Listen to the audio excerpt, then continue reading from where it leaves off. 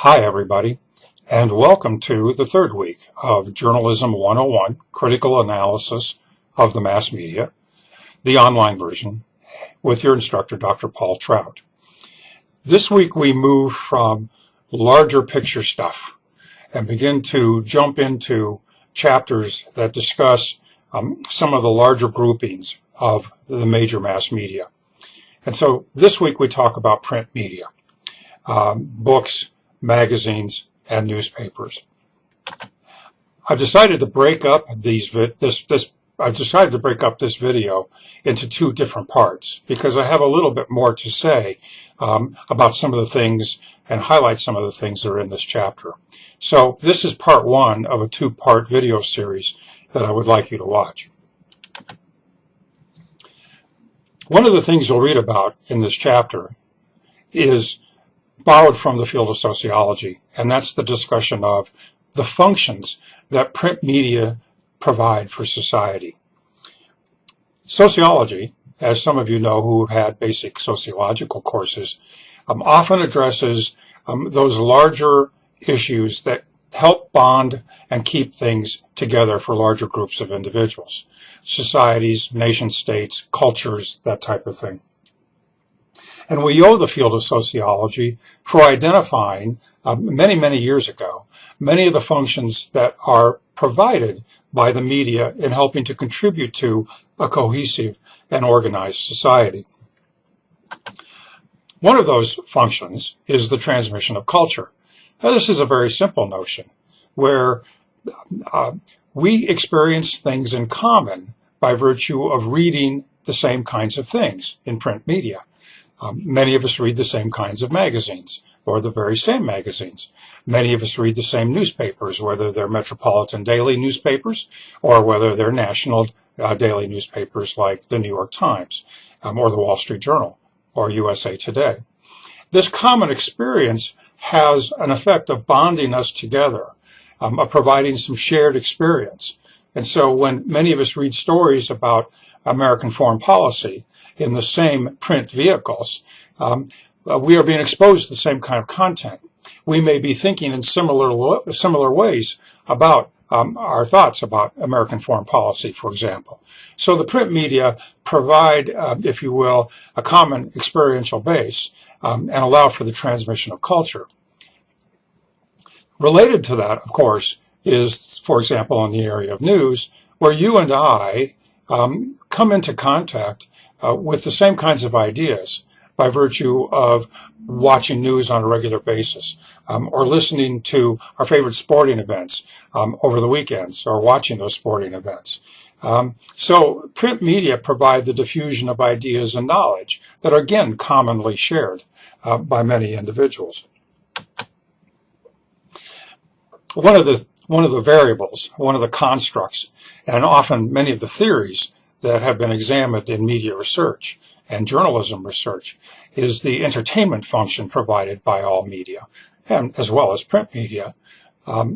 Many of us can relate to times when we have experienced enjoyment in reading a bestseller novel, a piece of fiction, a biography. And so we know from numerous studies, and I think you all know this just from your own common experiences, that media help to entertain culture and entertain individuals in society. And we've discovered through research, of course, that entertainment is an important function for everyday life. So print media provide these functions, and they do it to varying degree, and in some cases less so than in the past.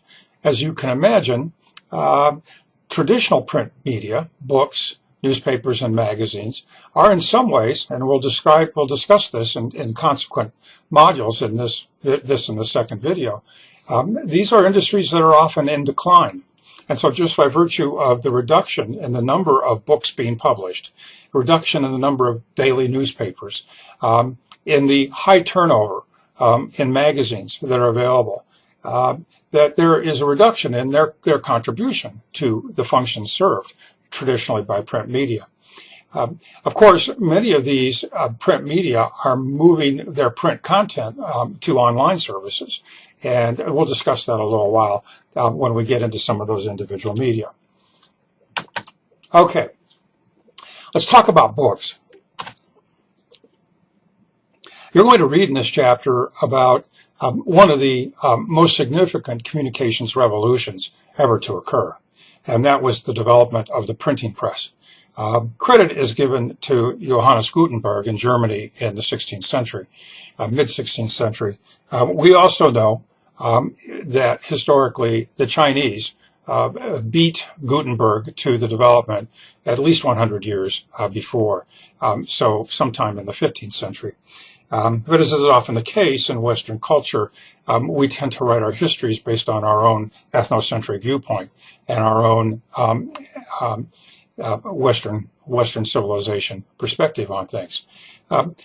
Whoever gets credit for this, movable type allowed us to move away from either the handwriting and hand copying of books and or the very, very tedious and slow individual block lettering and pressing of books to the ability to create fonts and type that would constitute an entire page.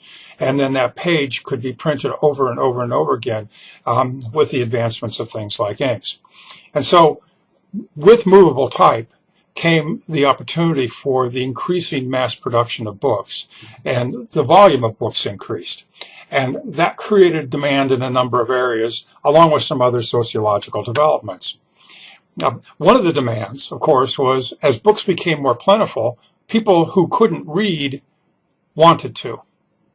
And this also happened around the same time that there was a industrialization, particularly in Western civilization.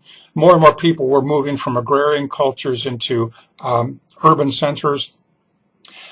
Schools were becoming established, public schools and laws relative to the requirements for education for children. So there was an increasing demand for materials, educational materials, and so things like textbooks became increasingly in demand, all sometime in the 19th century. And so with movable type came increasing demands for literacy, which also fueled more and more demand for books. I've already mentioned that the industrialization of Western cultures and the ability to create machinery that would begin to pump out more and more quickly books of all kinds of content helped fuel this industry and move it forward. One of the things that we have seen in the last century is the gradual consolidation of the book industry. I can remember a time, and I have been in this academic business for over 30 years, I can remember a time when there were dozens and dozens of well-known academic book publishers of textbooks, for example. And within the last year, or within the last 10 years, I have seen that number of textbook suppliers in the United States dwindle down to maybe half a dozen. And it's very safe to say that within the last 2 or 3 years, there really are now only 2 or 3 major players in that industry. So this is a trend and a model in terms of all businesses, but we've also seen this within the publishing industry, where there's been a consolidation of book publishers. So when you only have 1 or 2 textbook publishers that are dominating the provision of textbooks for university professors and for academic disciplines,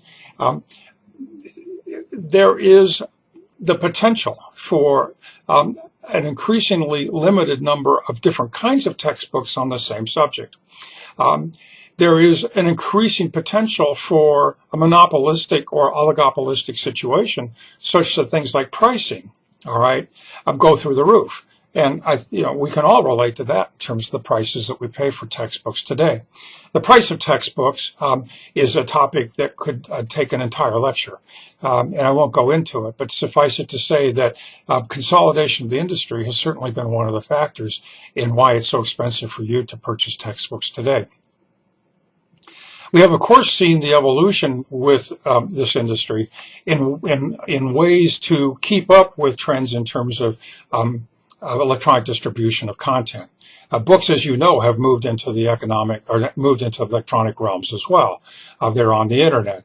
Many of you no longer purchase books, but you download them electronically and use tablets or readers to flip through them at your convenience when you're on vacation or when you're involved in public transportation or you're just engaging in leisure time. So we've seen this mass movement, if you will, to particularly popular books, bestseller books, to the electronic realm. We've also seen the increase in things like on-demand publishing, where the book industry is realizing that it's expensive to take a book and publish, say, 100,000 copies of it and put them in a storeroom someplace or in a warehouse. But with today's modern and fast publishing technologies, we're seeing an increase in book manufacturers handling costs in certain ways. And one way is to only print those books that are in demand when people want them, and do that very quickly and ship it out to them, thus reducing the amount of overhead and the costs that you're incurring by having some books in repository in a warehouse someplace. So the industry of books is in real chaos. That's the way I would describe it right now. There are very unsteady sales patterns.